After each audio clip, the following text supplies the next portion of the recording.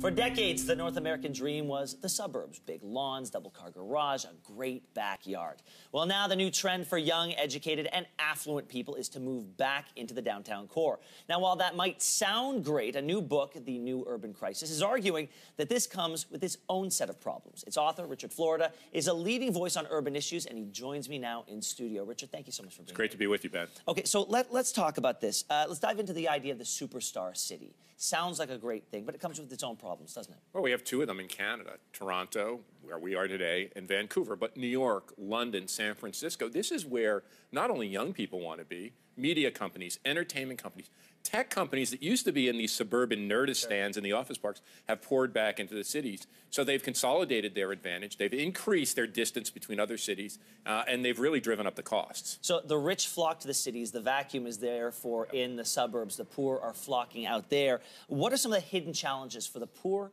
living in the suburbs? Well, it's really interesting. For years and years, the rich people lived in the suburbs and the poor people lived in the cities, especially in the United States, where I come from originally. Now, the richest 10% of our society have moved back to the cities. As they've come in, the poor have been forced out to the burbs. They're disconnected from jobs. They're disconnected from social services. They have arduous commutes. In Toronto, that commute may be 90 minutes one way, no time for their families. So it really makes it more difficult for less educated, lower income people to make a life. Now, another thing that your book looks into is the decline of the middle class. Now, everything that I've read, especially in the last election campaign here in Canada, was that there is a debate as to whether or not the decline is a fact. Where do you stand on that? What's your book's take? It's a big fact, and it's a terrifying fact. You know, I grew up in a working middle class neighborhood in Newark, New Jersey. I got a scholarship and went to college, and I had a great life. Now, it's not just that the middle class in Canada has declined. Those middle class neighborhoods that were the platforms for upward mobility in the Canadian dream have declined. About 65 or 70% of people lived in a middle class neighborhood in 1970. Now about 40% of us do. It's a dramatic decline, and it comes at a big cost. Okay, so what are some solutions for urban and suburban inequality? Top of your list. Well, first of all, we got to build more, especially in big cities like Toronto and Vancouver. But build more what? We got to build more towers. We've got to build more mid-rise buildings. We've got to build more affordable rental housing for young people. In older cities like Windsor and Hamilton, we got to continue to drive the economies forward. But transit, transit, transit. And not only in our big superstar cities like Toronto, where you can barely get around, we've got to connect those cities like Hamilton, like Windsor, to our centers of employment.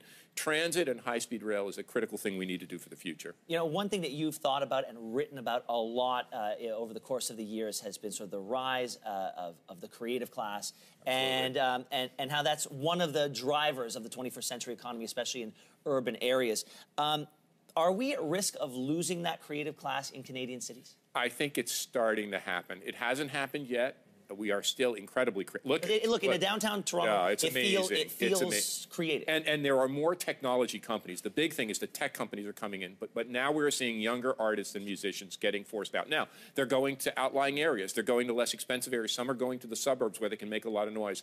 It's not happened yet, but there is a risk. Now, I was speaking with some people from City Hall here in Toronto, and they said that Toronto is having a moment right now where there's a lot of uncertainty in the United States because of the rise of populism, which we dealt with here in Toronto a while back. They said that Toronto is having a moment and the city government is trying to capitalize on that to bring people into the city. Do you think that's a good move? And let's also talk about the parallels between the rise in a progressive city like Toronto of a Rob Ford and what that means for global implications. Well, hopefully we got it out of our system. And what that reflects to me is not Rob Ford, it's the divide in our society between those of us who are in the urban center, close to great universities, close to economic opportunity and making it, and those left behind. But we are closing that divide here in Canada.